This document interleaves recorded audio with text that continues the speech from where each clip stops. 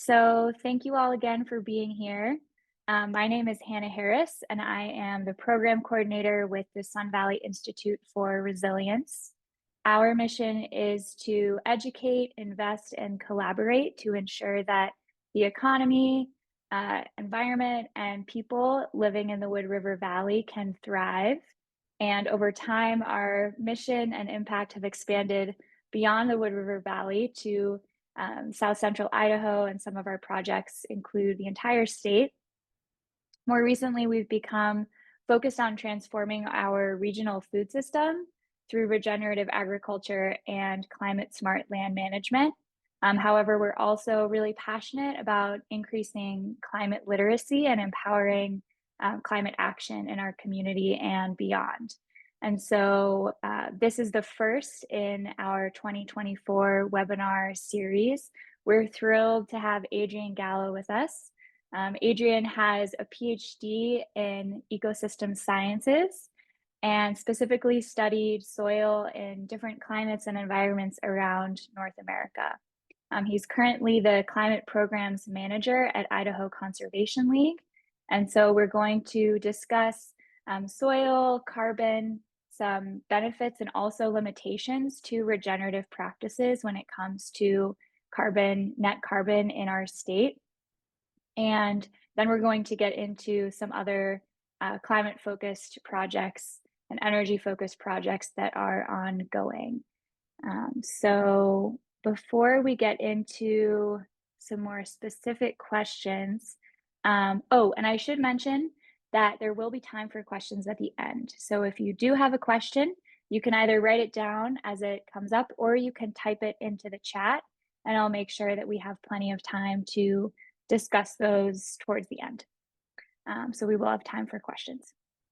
Before we get into the questions that I've prepared, though, Adrian, if you wouldn't mind, please telling us a little bit more about yourself and how you first became interested in environment and soil. First of all, thank you so much for the invitation, and thank you to all who are joining in remotely. Really appreciate you taking the time. How I got into environmental science. I have to credit my parents. They took me hiking and backpacking for as long as I can remember. To this day, my dad and his brothers, my cousins, we do an annual 4th of July backpacking trip.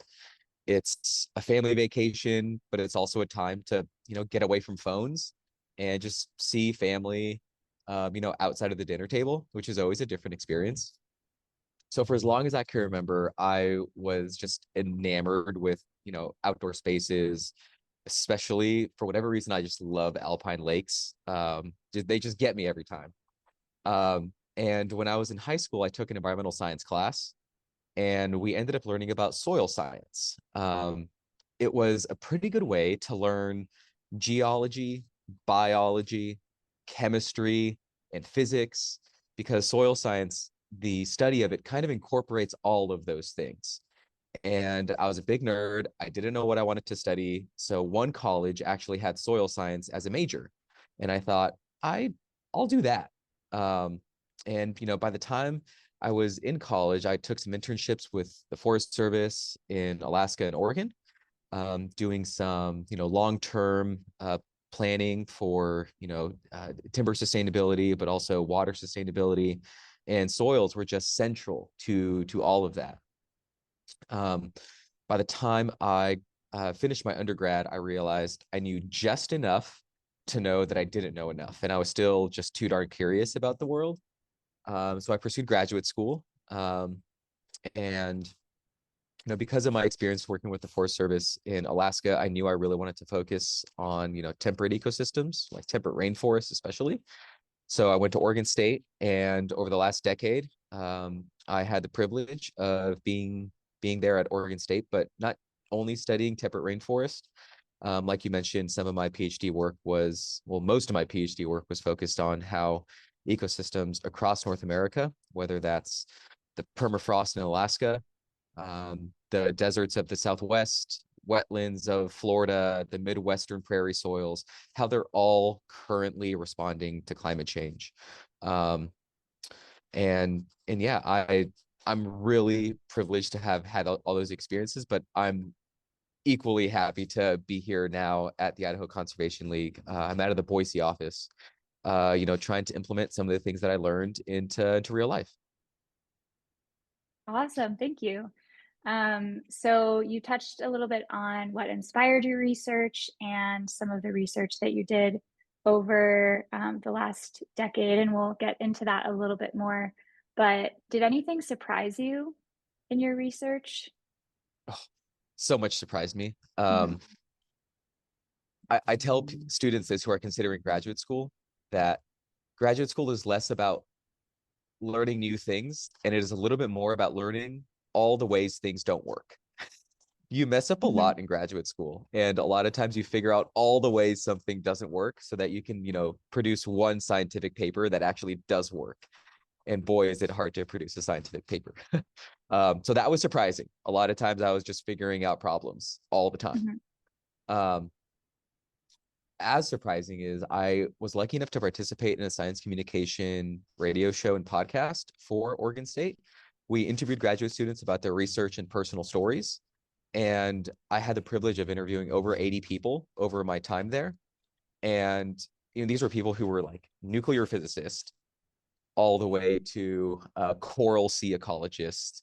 I had someone who did, sand dune ecology and the plants associated with them and the birds associated with them, to just a lot of social science and public health work. So the combination of, being in my narrow little lane of soil science and terrestrial ecology, but then always, being able to speak to other students about, their neck of the woods and what they're studying and the problems that they're trying to solve.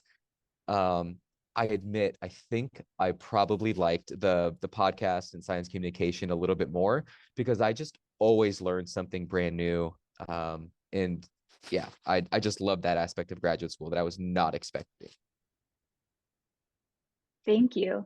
I think when we are thinking about these really intricate topics like soil science and climate, and how there are so many, such a complex web of connections and systems, it can be so powerful to talk to other people and, participate in that storytelling, because I think a big part of science is communication. And so thinking about how we can communicate with people in different fields of study, people who are actually working the land, or, stakeholders within the food system that aren't participating in that research necessarily, communication and storytelling becomes so important. And so it's so neat that that is a part of your background. And the next question kind of gets into the limitations of regenerative agriculture and climate smart land management. As I mentioned, the Sun Valley Institute for Resilience is focused on promoting these practices because we believe they're really powerful, and we all need to eat food. And if we can do that in a way that is more friendly to the climate, then we would like to be making that happen and scaling that in as many communities and on as much land as possible. But we recognize other practices or other methods of creating negative carbon emissions. So could you touch on the limitations of regenerative ag and climate smart land management that, came up in your research? Hmm. Yeah, I will preface this by first saying that this is a varsity level discussion. Like I think we could spend an hour just on this question. Mhm. And I'm glad that if other questions down the line, we'll talk about some of the benefits of regenerative agriculture. Yes. Um, so on the limitations, towards the latter end of my graduate career, I focused a lot on soil carbon management. Where does carbon in soil come from? How long does it stick around? And can we predict if it sticks around for a long time? So carbon in soil can last for hours. It can also last for 10,000 years. Some of my research involved some carbon dating of soils. So we literally know how old some of that carbon is. We can track where some of that carbon is coming from, whether it is the shoots and waxy coatings of the plant, or whether it's the roots and the fragments of roots that are in the soil. Like we can actually do some pretty good detective work on that. And you know, towards the end of my graduate career, I also happened to work for a company that was helping to implement some of these carbon credit programs across the United States. And, they're probably the most reputable company because I know how much they have to measure and how much they have to report. And despite that, I think there's probably some limitations there. Zooming out just a little bit, I think we do have to acknowledge that farming is a form of kind of, soil mineral mining. We we Hmm. we pull we pull harvestable and merchantable food, whether that's in the form of broccoli or grain. And, soil has all the 18 plant essential nutrients, but we harvest these crops on an annual or, oftentimes more than that basis. And those nutrients that we pull out, they don't recover fast enough for the soil to provide, right? And that's okay because we have fertilizer, right? We have nitrogen fertilizer, we have phosphorus fertilizer, we have, we can replace the nutrients that we are removing. But in the making of those fertilizers, we still have to mine for phosphorus and potassium. And nitrogen in particular, it is one of the most energy intensive forms of our agricultural production system. Um, Ironically, the way we found out how to create nitrogen fertilizers was from the production of bombs in the Haber-Bosch process during the World Wars.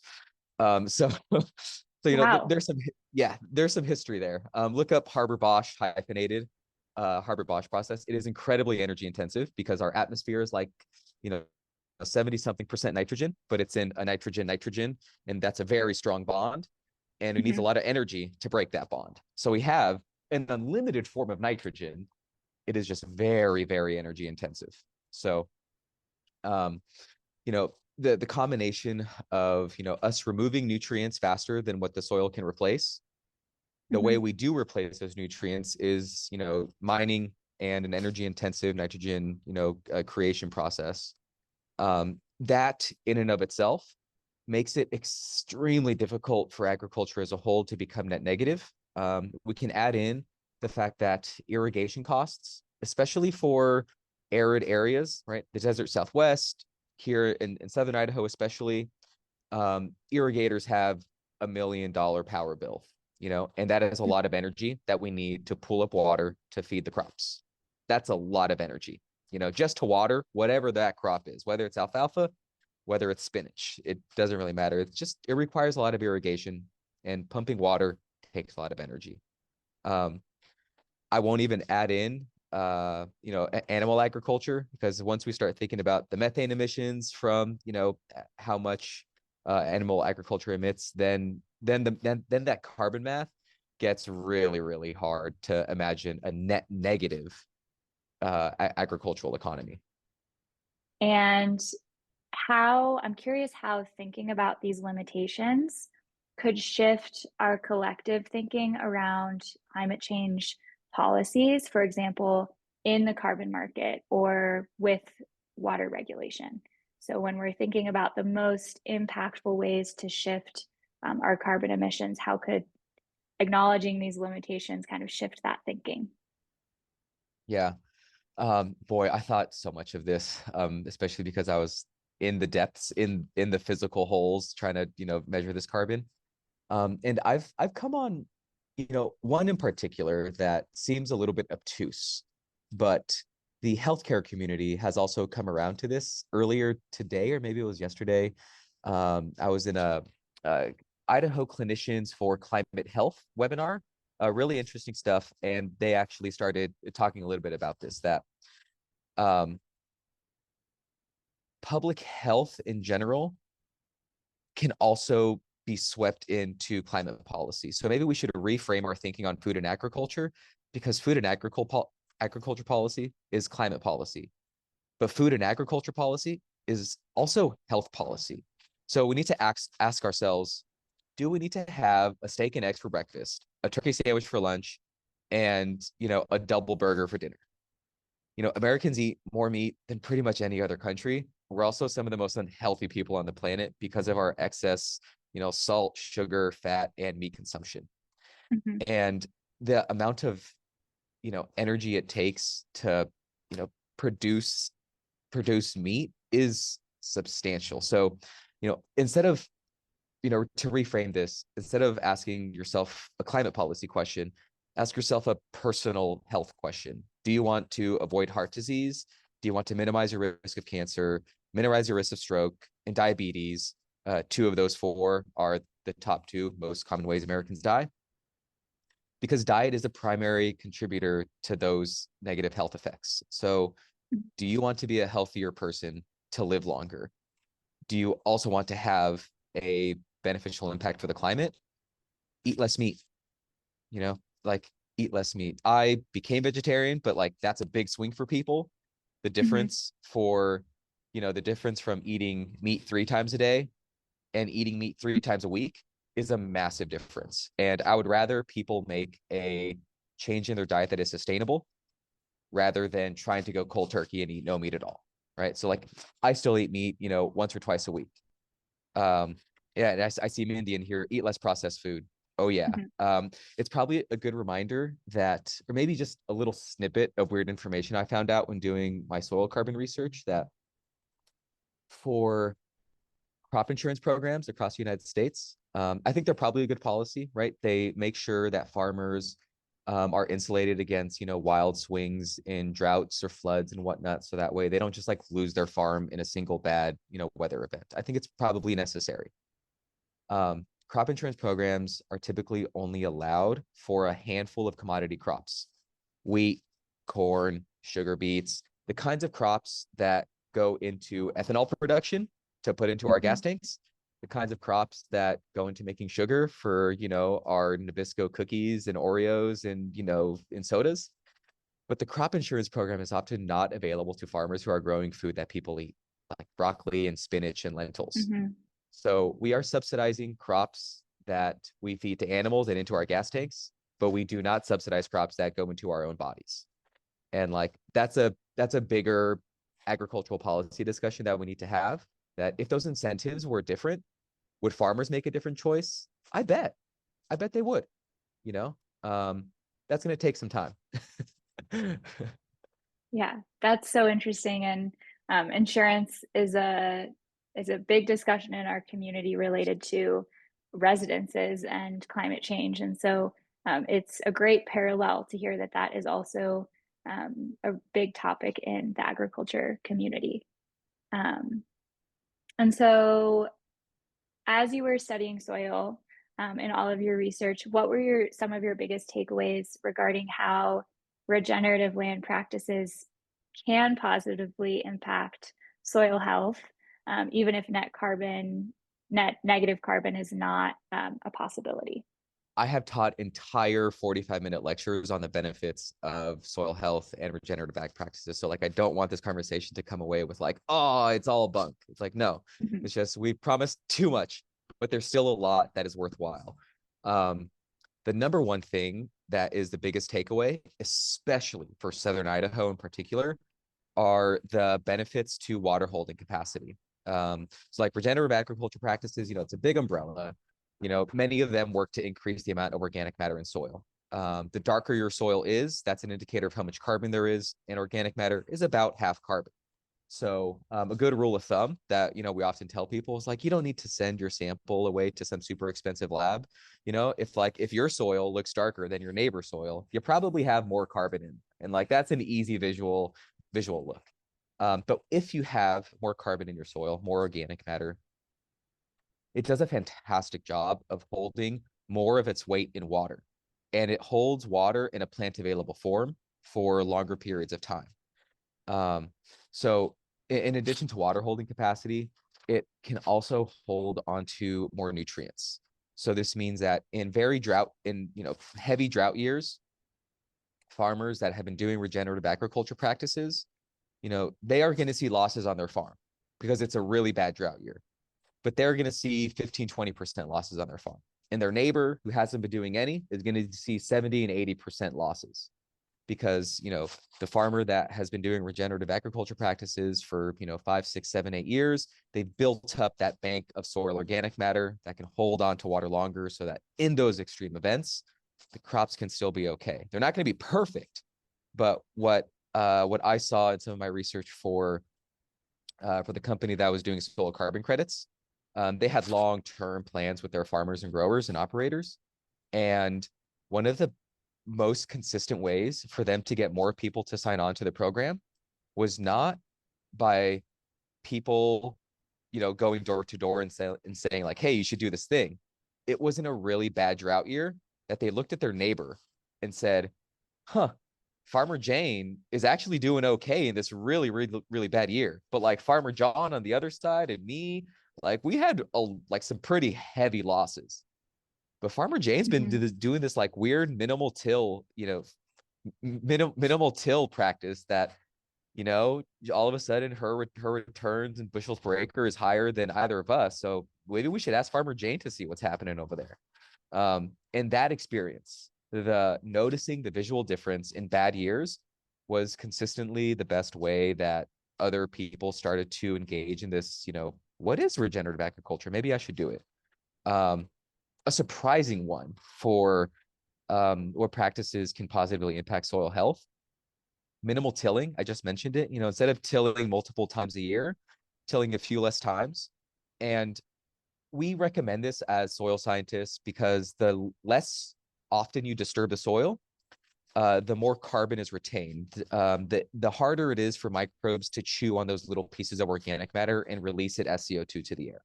So the less disturbance, the better. So minimal tilling is preferred. And when farmers were first doing this, the thing that they noticed immediately was one, the time savings, right? It takes a lot of time to till your soil. But two, the financial savings that they saw that month in decreased diesel usage Wow. was enough to convince them, many of them, to say, you know what? I don't know if this is actually going to increase, soil water holding capacity or decrease my fertilizer usage, but I'm spending a lot less money on diesel, and diesel is really expensive right now. So I'm probably going to keep doing this.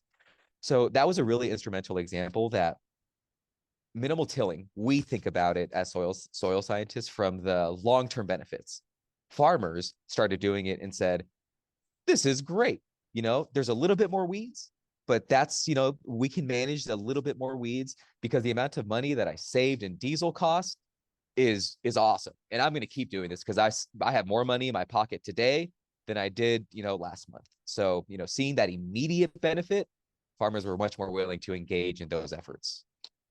When we think about how to encourage different stakeholders to embrace regenerative practices or climate smart land management, the finances come up again and again because there are so many benefits to the environment and the community long term, but some of those shorter term benefits they definitely see financially, and that can be a good incentive to keep it going.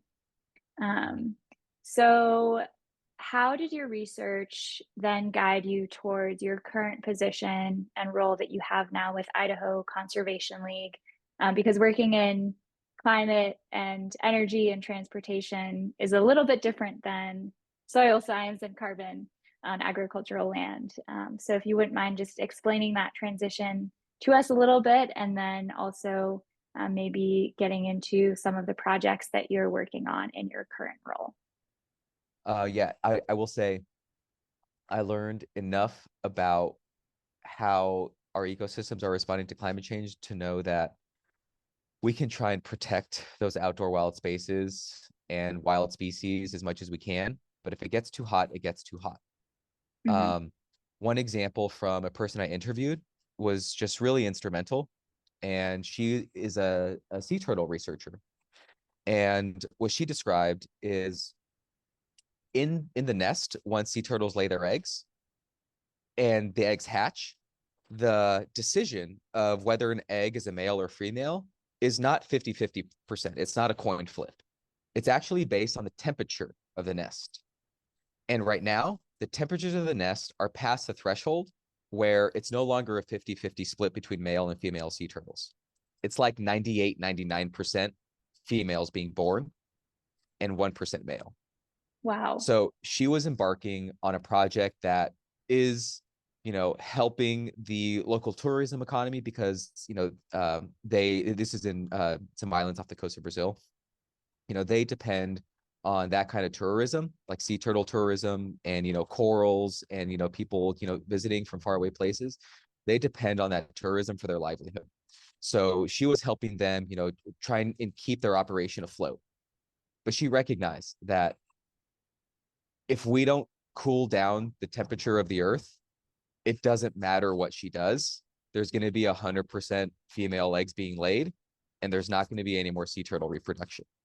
Hmm. And there's nothing you can like. You can't air condition beaches, you know. Um, and that was one example where if it gets too hot, it just gets too hot. And I most of the folks that I interviewed were, in the ecosystem sciences. So that story was very familiar to me. Hmm. And I personally decided I didn't want to be in that space. I wanted to do the thing that I thought was the most important. And what I was noticing is we need to decarbonize our energy system. We Hmm. need to get our utilities to get off coal and other fossil fuels. We need to transition our cars to electric vehicles. And I decided this when I was finishing my dissertation. So I was thinking of many things at the same time, but I thought, I'm gonna I'm gonna be a soil scientist and go out in the desert and wherever to help, plan where solar panels and windmills are gonna go. That's how I'm gonna use my skill set. Um, and I was somehow I was going to be involved. And it just so happens that this position came up where it needed a pretty unique combination of, science communication skills, because I'm talking a lot to the public. It required a deep understanding of climate issues, because Idaho is so different from the semi-arid steppe habitat of southern Idaho to the Hmm. basically temperate rainforest in northern Idaho. Like you had to know how all those ecosystems are going to respond. I have multiple papers on fire ecology. That was one of my specialties. So knowing that wildfires play a very prominent role in Idaho. Now my job is to, decarbonize the entire energy system. Thankfully, we have three major utilities in the state, and all three of them have clean energy goals to get 100% zero carbon energy by 2050. And they are actually moving in that direction. They're moving fast, and we need to help them in that endeavor. So that's one aspect of my work here. Another aspect is working on transportation issues, whether that is making our streets and roads safer for bikers and pedestrians. That's really integral. Whether that's creating a housing policy that allows more dense housing to occur, so that way you can walk from home to your work or walk from home to a coffee shop instead of having to drive everywhere. And then, of course, electrifying our cars and buses. That's kind of my everyday job now, among a couple other things. But um, I'm just incredibly excited and privileged to be working in this space now because I do think it's probably the most important work of our generation. Specifically related to those three utility companies in Idaho, I know, for example, with Idaho Power, they were changing the value of solar on homes this year or in 2023. And that was cause for concern for some folks in our community. Our local Climate Action Coalition, which is an amazing grassroots organization, they were really focused on that. There have been some other concerns related to hydroelectric power and dams in Idaho. So I'm wondering if you could touch on just, maybe briefly what individuals in our communities could do to further encourage those utilities to continue moving in the right direction when it comes to clean energy. Hmm. Yeah. Um, I'm gonna drop a link in the chat here. This was a blog we wrote about the net metering decision from Idaho Power. Um, we, Idaho Conservation League, have a unique relationship with Idaho Power, right? We are really pissed at them for making rooftop solar more difficult for everyday people. We're pissed about it. At the same time, Idaho Power needs to succeed in their clean energy commitments. So Mm-hmm. we need them to be a successful company because if they're successful, we have a habitable planet. So in this net metering decision, we are really angry at them. I think you can see in my tone of that blog Yes. post. But we also recognize that they they do have real big plans to put up a whole lot of windmill and solar panels. So what can people do in particular? So utilities do respond to the consumer, Mm-hmm. not as much as we would like, but they do respond to consumer sentiment. One option is Idaho Power actually has a pretty good landing page to do a home energy audit. Okay. That is a way for individual people to have somebody from Idaho Power or a contractor from Idaho Power to come out to your home and just to look around. They use a little thermal camera and a couple other, fancy gadgets to look at, where are you losing heat in your home? Because from Idaho Power's perspective, if your personal home requires less energy to heat and cool, then that makes their job a little bit easier. Um, Hmm. so, some of the things that they might recommend are like putting insulation in your attic. And, it costs a little bit of money, but it turns out it actually saves a whole heck of a lot of money in heating and cooling costs. I'm reminded of a newsletter that Idaho Conservation League had from 1987, I believe. It was 87 or 83. The newsletter was about pushing Idaho Power to pay for hot water blankets and to get them to be installed in people's homes. The hot water blanket costs $15. The labor costs $10. But every single year that you had a hot water blanket on, you saved like $10 in energy costs. So, this kind of idea of how do individuals help with energy efficiency programs, it's been happening since the 80s. Back in the 80s, it was hot water heaters. In the 2000s, it was switching out, halogen and fluorescent bulbs to LEDs. Hmm. And now it is, how do you get rid of that gas furnace and switch over to a heat pump? How do you install more home insulation? Hmm. Those kinds of things. So yeah, go through Idaho Power and go through their energy audit program is one option. If you have the means, it costs more, but it does show demand. If you have the means, Idaho Power also has an option in your energy bill to prefer clean energy sources, and it's an extra, um, you know, depending on how much energy you use, $5-10 per month on your energy bill. What it does though is it helps to create demand for getting energy from renewable energy sources, wind and solar, Hmm. geothermal, hydro. So the more people that sign up for that program, the more that Idaho Power notices that this is a consumer demand thing and we should probably speed up our efforts. So that's also very helpful. If you're willing to write op-eds to the local paper, that's always great.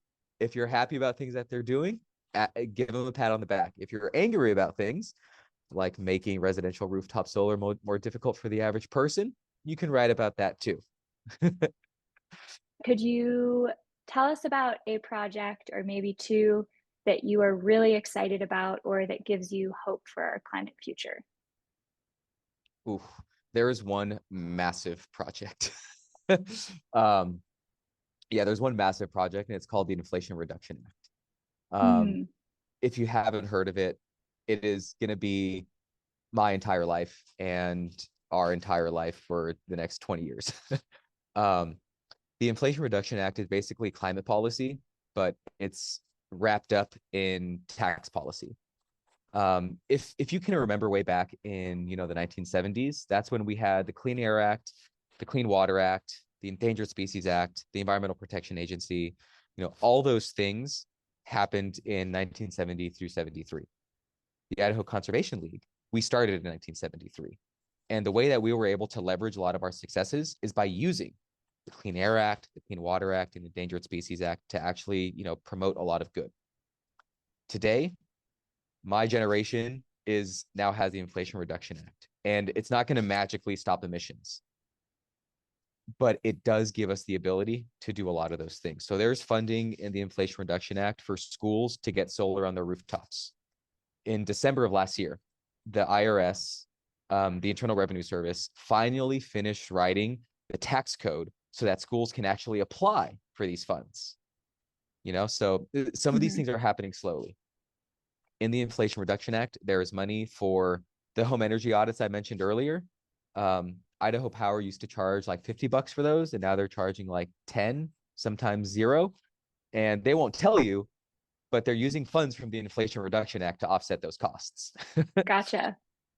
In that act, there is money for for transit corridors and mass transportation. There's money for prescription drug price negotiation. There's money for, putting bikes in infrastructure. There's money for individuals to help purchase heat pumps and electric stoves instead of purchasing gas furnaces. And, the tax policies are still being written. Not all the programs are off the ground just yet.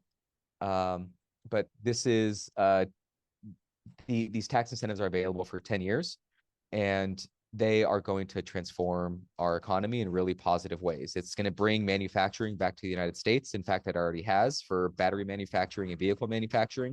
It's going to help onshore some of the solar panel production here in the States. And it's going to make the transition to a renewable energy economy much, much more feasible so that we can all live longer and healthier lives. And like, that's just, if you don't know about the Inflation Reduction Act, do a little bit of Googling. It's pretty impressive. It's taking a little bit of time to get off the ground, but it is really exciting policy. Yeah, I know that within our organization, we're also very excited about it. So that is a great one to highlight, especially because, especially through USDA, there are a lot of really incredible grant programs that are coming to fruition. So for people listening in who are in the agriculture world, make sure to keep an eye out on all of those different USDA grant opportunities. And one other item I forgot to mention, the Genesee School District applied last year to get electric school buses. And Wow. yeah, and they got them. They secured the grant.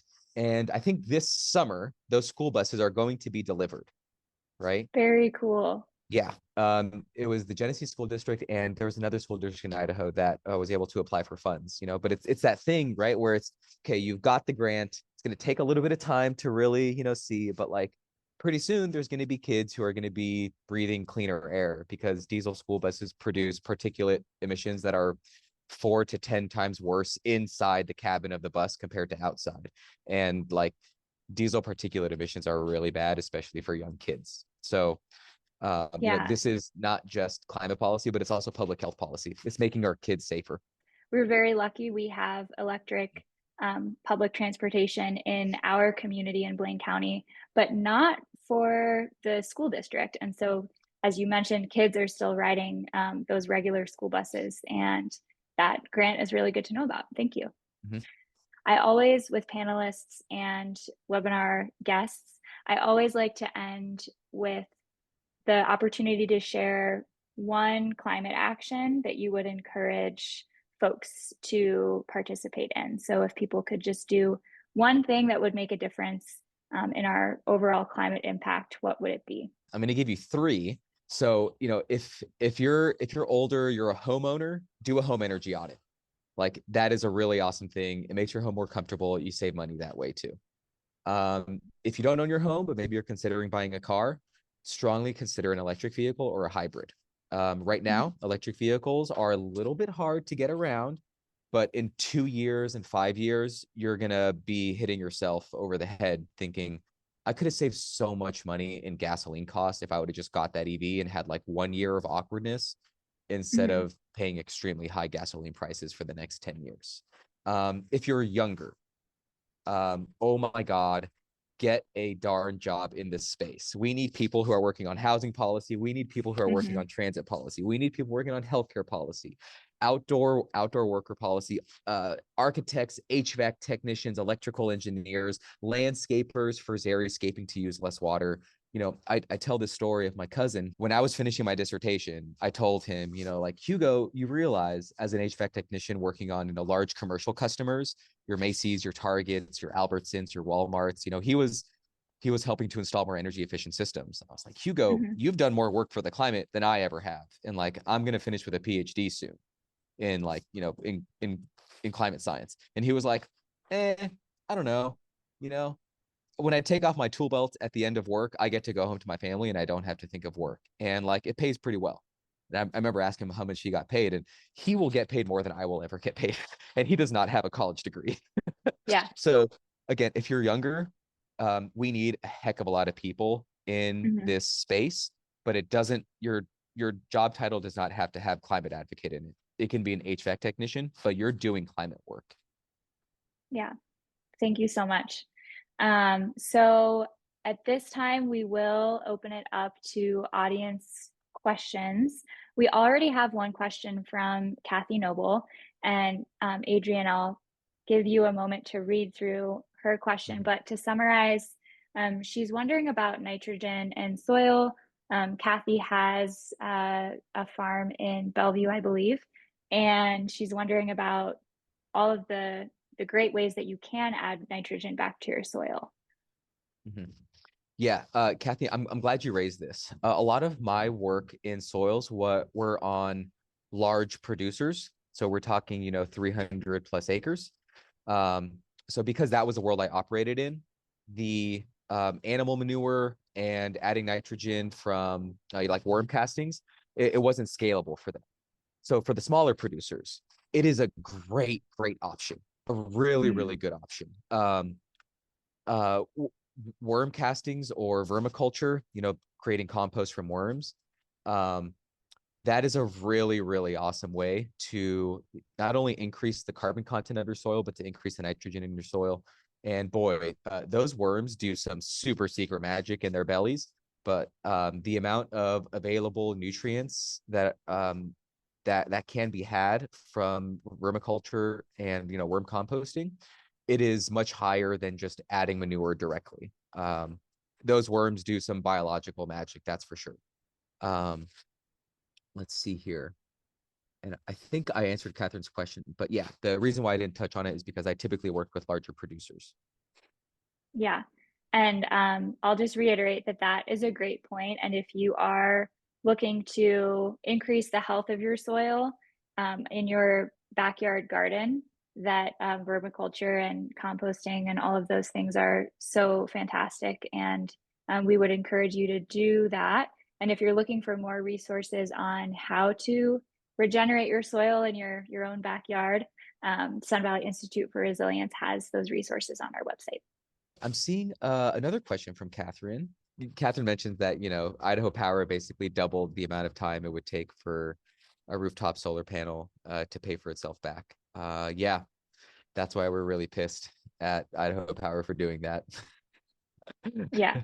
And Adrian, this brings up another question. I'll jump in with a question that came up for me if we don't have other participant questions.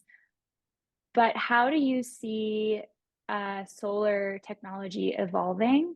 And would the innovations happening within the world of solar have any power to kind of overcome this rate that has doubled in terms of solar being worth it?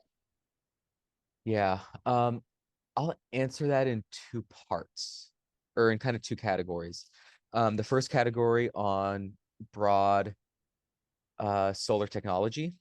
Um, our solar panel efficiency of converting, sunlight to energy is somewhere between like 18 and 21% efficiency. It's not 100% efficiency, but it's pretty darn good.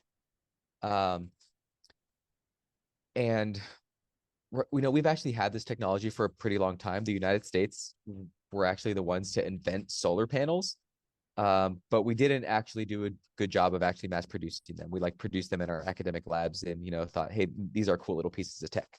The most exciting things about solar panels is not necessarily new technology. It's actually the fact that because the world in general has started to produce more of them, once you start learning how to produce more of the same thing, it becomes cheaper and easier to produce more of them at a lower cost. Yes. So solar panels are now, or solar and wind are the cheapest forms of electricity, and solar and wind are only going to get cheaper. So just as an example, Idaho Power produces a 20-year plan for how they're going to transition their current, fossil fuel generating sources and hydropower sources over to renewables. And, they have tables of how much it costs per kilowatt hour to produce energy from wind and solar and biomass and nuclear.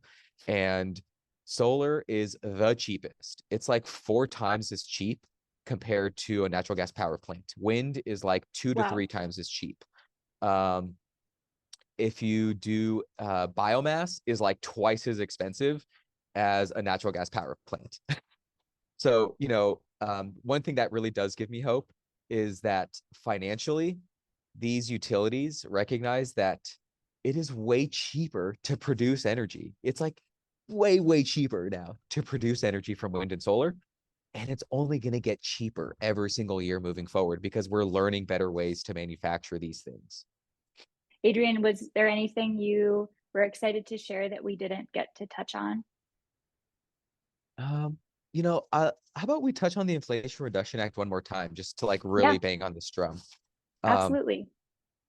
this was polling done late last year, but only 40% of registered voters have either heard something or a lot about the Inflation Reduction Act. So that Wow. means most people have not even heard of this. Hmm. But once people were informed about the law, I won't read you the paragraph of what they described, but the short version is, it helps to decarbonize. It is paid for by closing tax loopholes, that kind of thing. Once people learn about the law, 71% of registered voters are strongly or somewhat in favor of it. This includes more than the majority of liberal or moderate Republicans. And when you go into some of the details, like providing home energy efficiency upgrades for homeowners, increasing the availability of public transit in your county, when you ask people, are you in favor of these things? Even a majority of conservative Republicans and something like 80 to 90% of all registered voters are in favor of this. Wow. So, the Inflation Reduction Act is a weird jumble of words. But if you tell people there's a new law that you can make your home more energy efficient and it'll save you on your energy bills, you can do a home energy audit so that you can, start to access some of these funds. Hmm. People, regardless of your political persuasion, are more likely than not going to be in favor of this and who doesn't want to save money on their energy Right. bills and make Yeah. their home more comfortable? So, Hmm. just because, those who are listening to this are probably, uh, are probably, folks like members of ICL who are, the hippy dippy tree huggers. If you tell anybody in your community, do you want to save money? Their heads are going to shake yes. Hmm. And we need everybody to be on board to, switch out, their gas furnaces to heat pumps, to transition to electric cars. And it's going to be a slow process, but we need everybody to help with it. That's so great. We'll wrap up with this last question in the chat, which is if there are any new technologies you know of related to recycling solar panels. Um, I dropped a link in the chat. This is a question I actually get pretty often. Yeah. Um, uh, right now, solar panels are not necessarily being recycled, but that's because there are very few of them that have gone through their 20 or 30-year timeline. Um, Hmm. and the elements that we use to produce them are rare and rare enough that they're valuable enough that it's very, very likely solar panels will be recycled. Are they being recycled today? No. But um, I would urge you to consider the current impacts of our fossil fuel economy and the amount of waste that is being generated from natural gas extraction, from coal production, from oil production. Those truly dwarf the amount of waste that is being produced and will be produced from solar panels and windmills. So, this is, um, to be totally honest, this is where we are today in 2024 is a place where there are no more right answers. There are only trade-offs. The right Hmm. time to make the energy transition was 30 years ago when the first IPCC report was released in 1990. That was the right time to do everything perfectly. Today, we have to move fast. We have to move really fast. And yes, there are going to be, some new trash in our landfills, solar panels and windmills, but the alternative is, a much, much harder world for our kids to live and enjoy. So I do think about, how much windmills and solar panels are going to be recycled. I think much, much more about the current level of extraction and habitat destruction that's happening so that we can Hmm. use natural gas and oil in our cars. Yeah, that's a great point to kind of zoom out a little bit, even though thinking about those specifics are important. Yeah, Um, and with that, I think we will wrap up. Thank you so much to all of our participants, and thank you so much, Adrian, for joining us. of course. Thank you for the invitation and thank you all for joining in. Really appreciate it. Thank you.